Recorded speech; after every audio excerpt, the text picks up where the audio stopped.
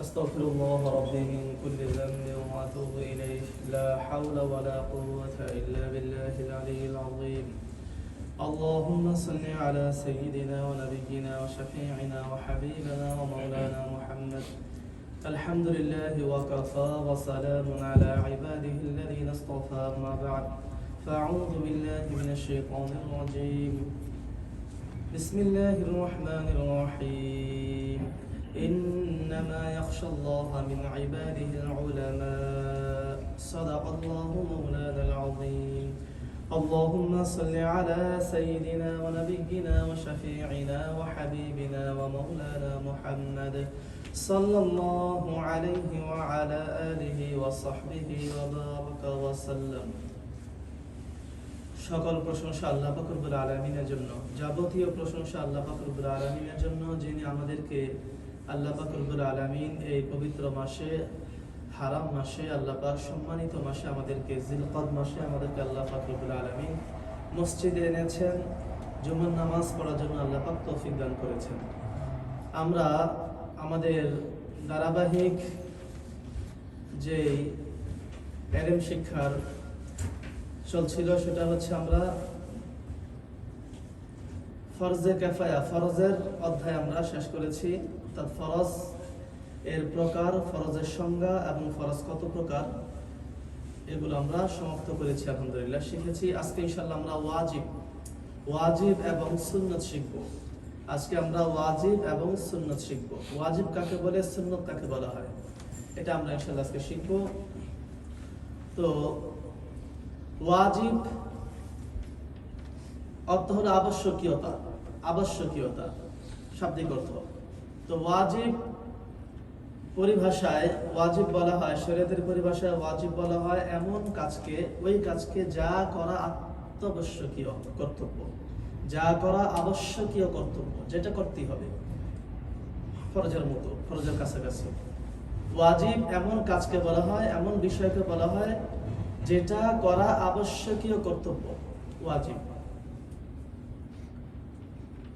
যেটা ছেড়ে দেওয়ার কোনো সুযোগ নেই, না করার কোনো সুযোগ নেই, পরিত্যাগ করার কোনো সুযোগ নেই, কোনো চান্স নেই, কোনো সুযোগ নেই, এটা আদায় করতেই হবে।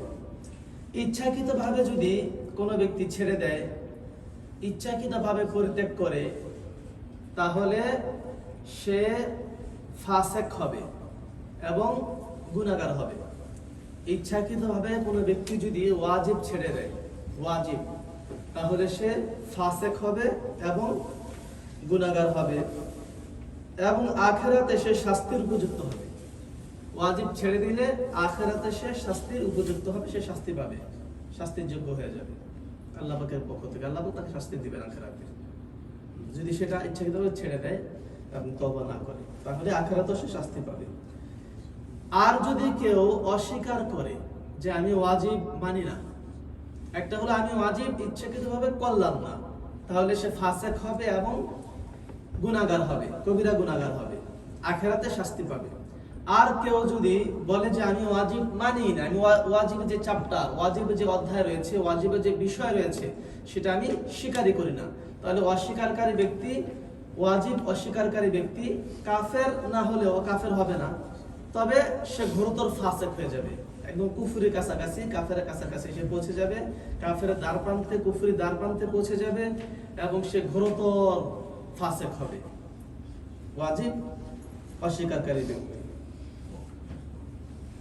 উদাহরণস্বরূপ আমরা 3টা উদাহরণ দিই, তাহলে আমাদের জিনিসটা ক্লিয়ার হবে, সংজ্ঞাটা বুঝে আসবে। যেমন বেতের সালাত, বেতের নামাজ আদায় করা এটা ওয়াজিব, বেতের নামাজ, বেতের সালাত আদায় করা এটা ওয়াজিব। অতএব কোনো ব্যক্তি যদি বেতের সালাত ইচ্ছাকৃতভাবে আদায় না করে, তাহলে সে কি হবে, ফাসেক হয়ে যাবে, গুনাহগার হবে, আখিরাতে শাস্তি পাবে। আর যদি ওয়াজিব স্বীকারই করে না, বেতের নামাজ, সালাত এটা সে মানেই না, স্বীকারই করে না, ইসলামে বেতের নামাজ নেই, তাহলে সে ফাসেক, ঘোরতর ফাসেক হয়ে যাবে, একদম কুফরির কাছাকাছি সে পৌঁছে যাবে। পাশাপাশি আরেকটা উদাহরণ, যেমন ঈদের সালাত, ঈদ এবং ঈদের সালাত, ঈদের যে সালাত রয়েছে, ঈদের নামাজ পড়া এটা ওয়াজিব ঈদের দিন, ঈদের দিন ঈদের সালাত পড়া ওয়াজিব। তাই কেউ যদি ঈদের সালাত না মানে, ঈদের সালাত আদায় না করে এবং স্বীকার না করে যে আমি এটা মানি না, তাহলে সেও কি গুরুতর ফাসিক হবে। ঈদের সালাত ইচ্ছাকৃতভাবে ছেড়ে দিলে সে ফাসিক হবে, গুনাহগার হবে, আর অস্বীকারকারী ব্যক্তি গুরুতর ফাসিক, কুফরির কাছাকাছি পৌঁছে যাবে। এমনি ভাবে যদি কেউ বলে যে আমি কুরবানির ঈদের দিন আমি কুরবানি করাটা মানি না, এটা ওয়াজিব না, আমি ওয়াজিব বিষয়টা মানি না, অস্বীকার করে, হ্যাঁ, যদি ইচ্ছাকৃতভাবে তারা সামর্থ্য থাকা সত্ত্বেও কুরবানি না করে, কুরবানি না দেয়, এই যে আমাদের সামনে আসছে কুরবানির দিন, হ্যাঁ, তাহলে কুরবানি ঈদের দিন পশু জবাই করা এটা ওয়াজিব।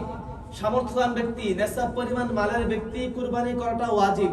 যদি সে ইচ্ছাকৃতভাবে টাকা থাকা সত্ত্বেও কুরবানি না করে, তাহলে সে ফাসিক হয়ে গেল এবং সে গুনাহগার হয়ে গেল, কবিরা গুনার উপযুক্ত হয়ে গেল সে, এবং আখিরাতে সে শাস্তির উপযুক্ত হবে। আর যদি বলে যে আমি কুরবানি ওয়াজিব না, এটা মানি না, তাহলে সে ঘোরতর ফাসিক হয়ে যাবে, কুফরির কাছাকাছি পৌঁছে যাবে। অনেকে এরকম একজন এরকম কথা বলে যে কুরবানি এটা ওয়াজিব না, তাহলে এটা ফিসকি কথা, ফাসিকি কথা, অকাট্যভাবে প্রমাণিত এটা বিষয়টা, কুরবানির বিষয়টা। এজন্য কুরবানি যদি অস্বীকার করে যেটা ওয়াজিব না, কুরবানি করাটা জরুরি নয়, তাহলে সে কি হয়ে গেল, ফাসিক হয়ে গেল এবং কুফরির কাছাকাছি সে পৌঁছে গেল। এটা হলো ওয়াজিবের সংজ্ঞা এবং পরিচয় ও উদাহরণ। এখন আমরা আসবো সুন্নত। সুন্নত কাকে বলে? সুন্নত ওই সকল কাজকে বলা হয়, সুন্নত ওই সকল কাজকে বলা হয় যেটা নবী করিম সাল্লাল্লাহু আলাইহি ওয়াসাল্লাম করেছেন এবং তার সাহাবীরা করেছেন। সুন্নত যেটা নবী করিম সাল্লাল্লাহু আলাইহি ওয়াসাল্লাম করেছেন, করতে বলেছেন এবং তার সাহাবীরাও করেছেন, এটা হলো সুন্নত, এটা হলো সুন্নত। এখন সুন্নতের প্রকার রয়েছে, সুন্নতেরও প্রকার রয়েছে। সুন্নত দুই প্রকার, সুন্নত দুই প্রকার। এক প্রকার সুন্নত হলো সুন্নতে মুআক্কাদা। মুআক্কাদা মানে তাকিদের সাথে, গুরুত্বের সাথে সুন্নত যেটা আদায় করতে হয়, এটা হলো সুন্নতে মুআক্কাদা। সুন্নত দুই প্রকার, একটা হলো সুন্নত মুআক্কাদা, আরটা হলো সুন্নতে জায়েদা, অতিরিক্ত সুন্নত, মানে এটা হালকা সুন্নত বলা যেতে পারে। একটা হলো গুরুতর সুন্নত, আরটা হলো হালকা সুন্নত। উভয়টারই সঙ্গে আসবে, শাব্দিক অর্থ বলতেছে। সুন্নতে মুআক্কাদা মানে হচ্ছে গুরুতর, তাকিদ, মুআক্কাদা মানে যেটার উপর গুরুত্ব দেওয়া হয়, শাব্দিক অর্থ, আবিধানিক ডিকশনারি অর্থ। তাহলে সুন্নত দুই প্রকার, সুন্নতে মুআক্কাদা যেটা গুরুতর সুন্নত, আবশ্যকীয় সুন্নত, আরটা হলো সুন্নতে জায়েদা যেটা হালকা গুরুত্বের সাথে যেটার হুকুম আসছে, এটা হলো সুন্নতে জায়েদা, অতিরিক্ত বা হালকা সুন্নত। এখন সুন্নতে মুআক্কাদা কাকে বলা হয়? সুন্নতে মুআক্কাদা কাকে বলা হয়? অর্থাৎ সুন্নতে মুআক্কাদা ওই সুন্নতকে বলা হয়, সুন্নতে মুআক্কাদা ওই সুন্নতটাকে বলা হয় যে সুন্নতটা নবী করিম সাল্লাল্লাহু আলাইহি ওয়াসাল্লাম নিজে এবং তার সাহাবীরা সব সময় করেছেন, অলওয়েজ, সব সময় যে সুন্নতটার প্রতি আমল করেছেন, যে কাজটার প্রতি আমল করেছেন তারা, এটাকে বলা সুন্নতে মুআক্কাদা। ওযর ব্যতীত তারা কখনোই ছাড়েন নাই। হ্যাঁ, ওযর আসলে ছেড়ে দিয়েছেন। ওযর যেমন মুসাফির, সফর অবস্থা ছিলেন, সময় নেই, ব্যস্ত, ছেড়ে দিয়েছেন, অসুস্থ ছেড়ে দিয়েছেন, কোন একটু প্রবলেম ছিল ছেড়ে দিয়েছেন। তাহলে ওযর থাকা অবস্থায় ছেড়েছেন, ওযর ছাড়া তারা জীবনে কখনো ছাড়েন নাই, নবীজিও ছাড়েন নাই, সাহাবীরাও ছাড়েন নাই, সেটাকে বলা হয় সুন্নতে মুআক্কাদা। হ্যাঁ, আর এই সুন্নতে মুআক্কাদা এটা সেজন্য ওয়াজিবের মতোই। সুন্নতে মুআক্কাদাটা গুরুত্বের দিক থেকে, আদায় করার দিক থেকে ওয়াজিবের মতোই, ওয়াজিবের কাছাকাছি এই আমলটা। হ্যাঁ, সুন্নতে মুআক্কাদা। এখন এই সুন্নতে মুআক্কাদা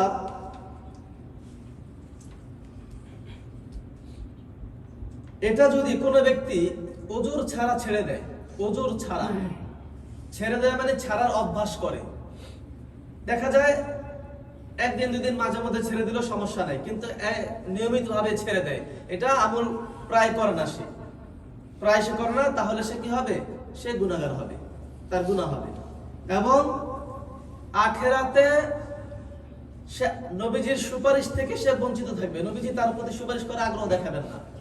যে ব্যক্তি নবীজির সুন্নত ছাড়েন নাই, এই সুন্নতের প্রতি আমল করেন নাই, পালন করেন না, যেটা মুআক্কাদা, গুরুত্বের সাথে সুন্নত, যেটা নবীজি জীবনে সারা জীবন করেছেন, নবীজি নিজে ছাড়েন নাই, তা নবীজি যেটা গুরুত্ব দিয়েছেন আর আমি সেটা অবহেলা দেখাচ্ছি আর বলতেছি আমি খুব ভালো মানুষ, বুজুর্গ, আমার কোনো পাকড়া হবে না, আল্লাহ পাক খুব আমাকে জান্নাতে দিয়ে দিবেন ফরজ আদায় করলে, এমনটা ভাবা ভুল।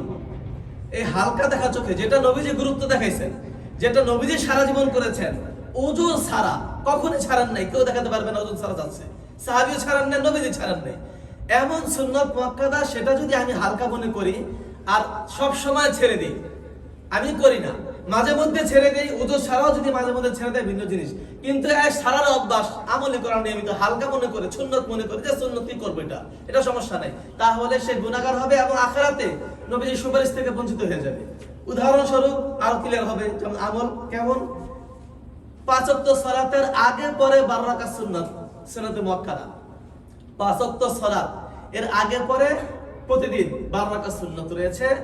ফজরের আগে 2 রাকাত সুন্নাত মুআক্কাদা, নবীজি জীবনও ছাড়েন নাই। আয়েশা থেকে হাদিস, নবীজি ফজরের আগে সুন্নাত জীবনও ছাড়েন নাই, গুরুত্ব দিয়েছেন এটা। হ্যাঁ, এবং যোহরের আগে সুন্নাত 4 রাকাত মুআক্কাদা, এটা সুন্নাত যোহরের আগে 4 রাকাত সুন্নাত, সুন্নাতে মুআক্কাদা, এটা নবী সবসময় করেছেন, ওজোর আসলে ছেড়ে দিয়েছেন। এবং যোহরের পরে 2 রাকাত সুন্নাতে মুআক্কাদা, 6 আর 2 8। মাগরিবের পরে 2 রাকাত সুন্নাতে মুআক্কাদা, মাগরিবের পরে 10, এবং এশার পরে 2 রাকাত সুন্নাতে মুআক্কাদা, এটা নবীজি এগুলো সবসময় করেছেন, এই হাদিস দ্বারা, সহিহ হাদিস দ্বারা প্রমাণিত। এই হলো 12 রাকাত সুন্নাত, এগুলো নবীজি সবসময় করেছেন, সবসময় করেছেন। তাই আমাদের হালকা চোখে দেখার কোনো সুযোগ নেই, যেটা নবীজি আবার বলছি গুরুত্ব দিয়েছেন, নবীজি সবসময় করেছেন। আমি এটা হালকা মনে করতেছি, নবীজিকে আমি হালকা মনে করলাম, নবীর আমলটাকে হালকা মনে করলাম, তাহলে আমি কি করে আমি সুপারিশ পেতে পারি আর নিজেকে বুজুর্গ ভাবতে পারি?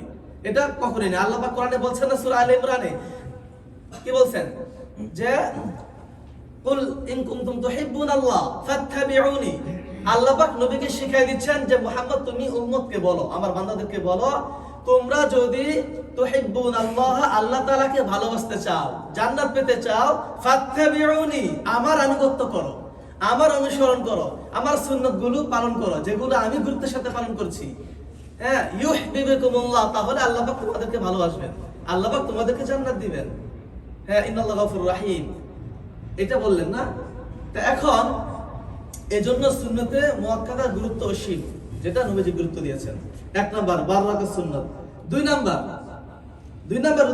উদাহরণ দ্বারা আরো ক্লিয়ার হয়, সেটা হলো যেমন দাড়ি রাখা, মুখে দাড়ি রাখা, এটা সুন্নতে মুআক্কাদা, ওয়াজিবের মধ্যে কাছাকাছি, ওয়াজিবের কাছাকাছি, এটা সুন্নতে মুআক্কাদা। তাই দাড়ি এটা জরুরি রাখতে হবে, সুন্নত, নবীজি রেখেছেন, সাহাবারা রেখেছেন। একজন সাহাবী দাড়ি নাই এরকম একটা হাদিস দেখান কেউ, সব সাহাবারা রেখেছেন। নবীজি দাড়ি রেখেছেন, কতটুকু রেখেছেন? এটা আব্দুল ওমর হাদিস দ্বারা প্রমাণিত, বুখারী শরীফের হাদিস। এক মুষ্টি, আব্দুল ইবনে ওমর এভাবে মুষ্টি ধরে দাড়ির এর নিচেরটা কাটতেন। তাহলে মিনিমাম সবচেয়ে কম যেটা লম্বা সেটা হলো 1 মুষ্টি লম্বা হতে হবে, এর চেয়ে একটু লম্বা করলে সমস্যা নেই। উরফুল লিহইয়া, নবীজি বলেছেন না দাড়ি লম্বা করো, উরফুল লিহইয়া, দাড়ি ছেড়ে দাও, নবীজি বলেছেন। সাহাবারা আমল করেছেন, কিভাবে আমল করবেন সাহাবারা দেখিয়েছেন। এই জন্য দাড়ি রাখাটা এটাও সুন্নাত। 3 নম্বর আমল হলো, আরেকটা সুন্নাত, 3 নম্বর আমল হলো জামাতের সাথে নামাজ পড়া। জামাতের সাথে নামাজ পড়া সুন্নতে মুআক্কাদা, ওয়াজিবের কাছাকাছি, ওয়াজিবের মতোই। কেউ ইচ্ছাকৃতভাবে জামাত ছাড়লে কি হবে, সে সুন্নতে মুআক্কাদা ছাড়লো। এই জন্য সবসময় যদি বিশেষ কারণে ছাড়তে পারে, যে বললাম ওজোর, সুন্নতে মুআক্কাদা সঙ্গে তাকে বলে দিয়েছি, ওজোরের কারণে জামাত ছেড়ে দিতে পারে, একলা পড়তে পারে, সমস্যা নেই। কিন্তু জামাতের সাথে নামাজ পড়া এটা সুন্নতে মুআক্কাদা। কেন? কারণ নবীজি হুমকি দিয়েছেন, যে কাজটার প্রতি আল্লাহ রাসূল হুমকি দেন সেটা তরক করাই কবিরা গুনাহ, এবং সেটা ছাড়াই কি নবীর সুপারিশের পাওয়ার যোগ্য না। নবীজি হুমকি দিয়েছেন না, সহিহ হাদিস, যে যারা মসজিদে আসে না, ঘরে বসে নামাজ পড়ে, আমার মনে চায় লাকড়ি জমা করে যুবকদেরকে বলি আগুন জ্বালিয়ে দাও ঘরগুলোতে। তো এটা কি খুব সাধারণ সহজ হলে নবীজি বলতেন? কখনোই না। অবশ্যই এটার গুরুত্ব সাংঘাতিক, অবশ্যই এটার গুরুত্ব সাংঘাতিক, এটার গুরুত্ব অপরিসীম, অসীম। তাহলে নবীজি এই কথা কেন বললেন? এজন্য জামাতের সাথে নামাজ পড়া, মসজিদে এসে জামাতের সাথে নামাজ পড়া, বিশেষ করে এটা সুন্নতে মুআক্কাদা। যদি মসজিদে আসতে না পারি, বাকি যেখানে থাকি, অফিস, আদালত, রাস্তাঘাটে, পথে, বাসায়, আমরা সেখানেই, একজন হোক, 2 জন হোক, ফ্যামিলি হোক, যতজন হোক, জামাতের সাথে নামাজ পড়া সুন্নতে মুআক্কাদা। এটা ওজোর ভিত্তিতে, ওজোর হলে ছাড়তে পারি আমরা, সমস্যা নাই। কিন্তু ওজোর ছাড়া খামখেয়ালি করে ছেড়ে দিলে সে কি হবে? নবীজির সুপারিশ থেকে বঞ্চিত হবে এবং সে সাংঘাতিক কি এটা আখিরাতে সে পাকড়াও হবে। এজন্য এই সুন্নতের মুআক্কাদাগুলোর প্রতি আমরা আমল করব। একটা সুন্নতের জায়গা যেটা আমরা পরে ইনশাআল্লাহ নেক্সটে বলবো। তো আজকে আমরা জানলাম ওয়াজিব এবং সুন্নত। সুন্নত হলো যে সকল কাজ নবীজি সাহাবারা করেছেন এবং নবীজি ও সাহাবীরা করেছেন, এটা হলো সুন্নত। সুন্নত দুই প্রকার, সুন্নতে মুআক্কাদা, সুন্নতে জায়েদা।